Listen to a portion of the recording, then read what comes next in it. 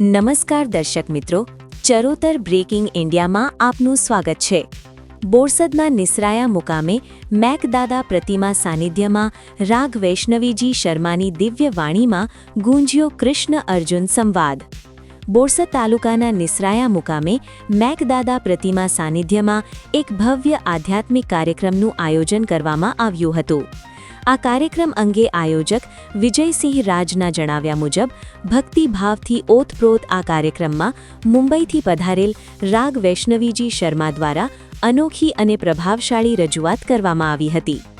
કાર્યક્રમ દરમિયાન તેમણે મહાભારતના યુદ્ધ પ્રસંગમાં શ્રી કૃષ્ણ અને અર્જુન વચ્ચે થયેલા પવિત્ર સંવાદને પોતાની દિવ્ય વાણીમાં જીવંત બનાવી દીધો હતો। આ સંવાદ દ્વારા જીવનના મૂળ તત્વો, કર્તવ્ય અને ધર્મના મહત્વ વિશે ઊંડો અને પ્રેરણાદાયી સંદેશ આપવામાં આવ્યો હતો। આ કાર્યક્રમમાં મિતેશભાઈ પટેલ સહિત મોટી સંખ્યામાં શ્રોતાઓ ઉપસ્થિત રહ્યા હતા।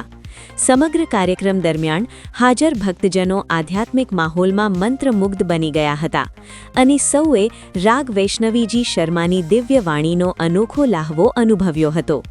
આ પ્રસંગે મોટી સંખ્યામાં ગ્રામજનો તથા ભક્તજનો હાજર રહ્યા હતા, જેના કારણે સમગ્ર નિસરાયા વિસ્તાર ભક્તિ રસથી છલકાતો જોવા મળ્યો હતો।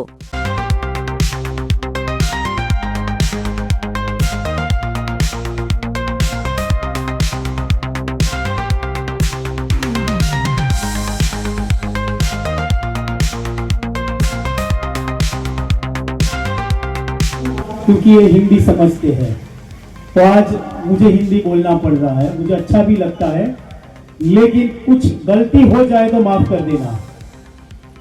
मैं इनका थोड़ा परिचय आपको देता हूँ।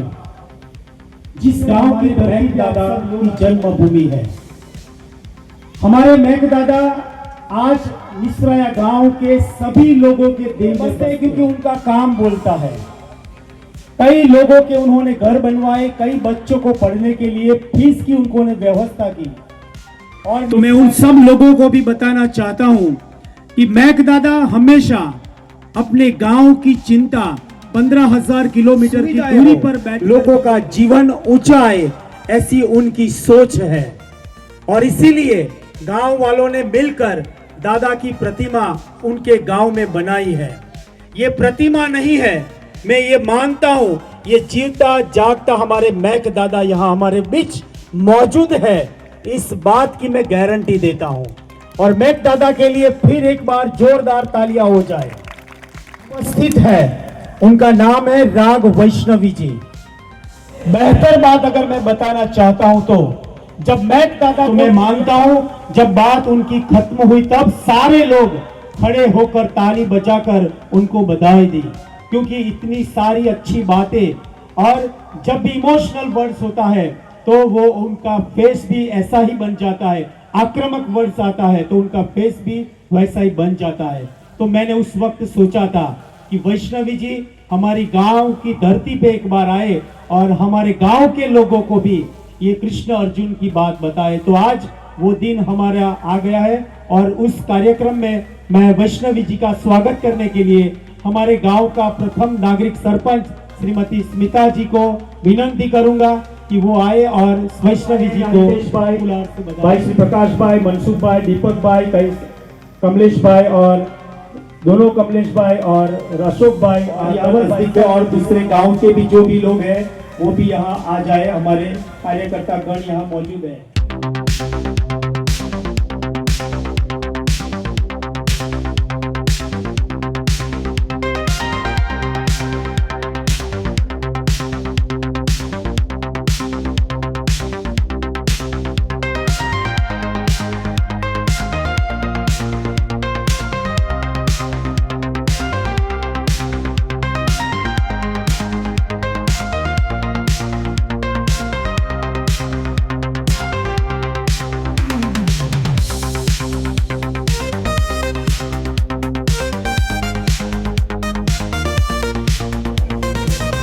और वो राम जी की भूमि है। अब राम जी की भूमि से मैं जय श्री कृष्ण वाली कृष्ण की भूमि पर आई हूँ। आप सभी के समक्ष आपका ज़्यादा समय न लेते हुए मैं आपको अपनी पहली कविता से प्रारंभ करूंगी, जिसका नाम है राम की चेतावनी। और सर्वप्रथम तो मैं धन्यवाद कहना चाहूँगी मैक दादा को, विजय सिंह जी को, जिनके कारण ये संभव हो पाया।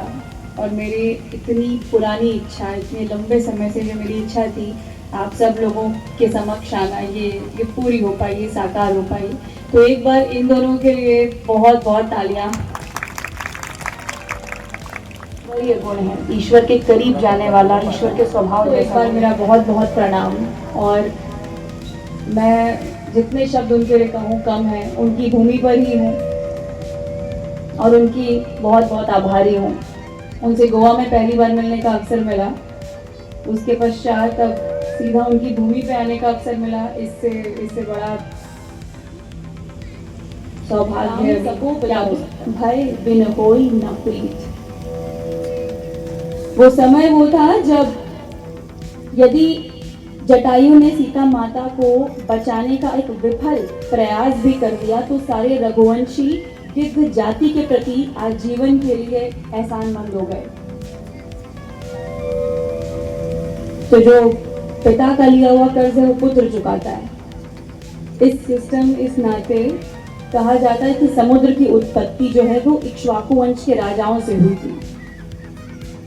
तो राम जब लंका पार करने के लिए समुद्र से स्थान मांग रहे थे तो राम अपने अधिकार से मांग रहे थे। वो समुद्र की पूंजी नहीं थी जो राम मांग रहे थे, परंतु राम ने छीनने से पहले मांगना ठीक समझा।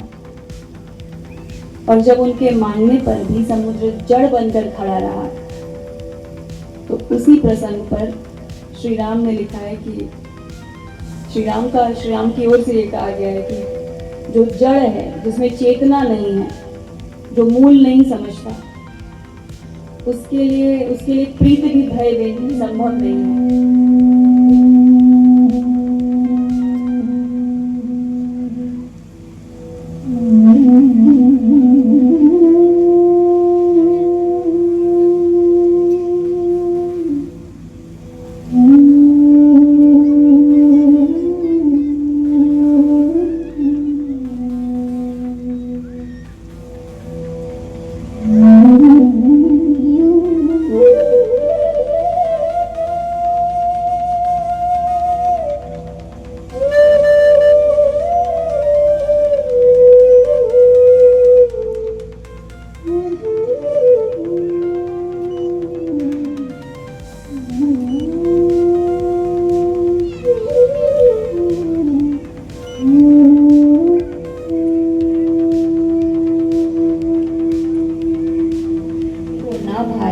गत 3 दिवस तो बीत गए और इसने शठता दिखलाया।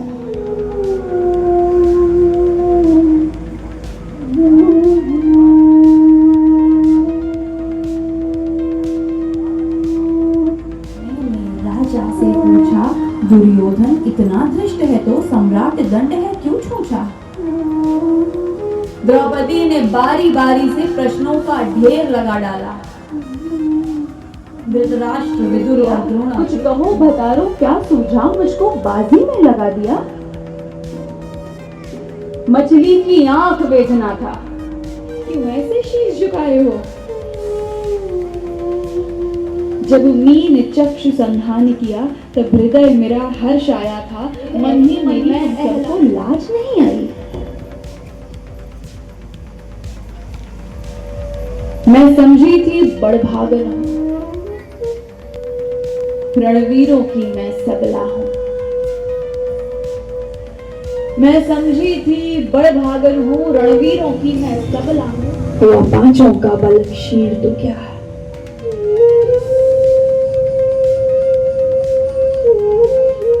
तो पांचों का बल क्षीण तो क्या, मेरे कृष्ण अकेले काफी हैं।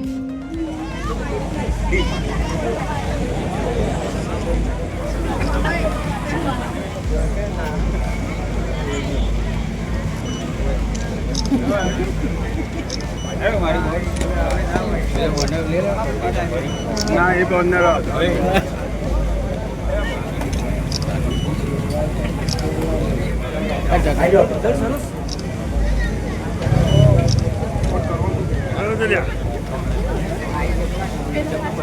કહી શકાય.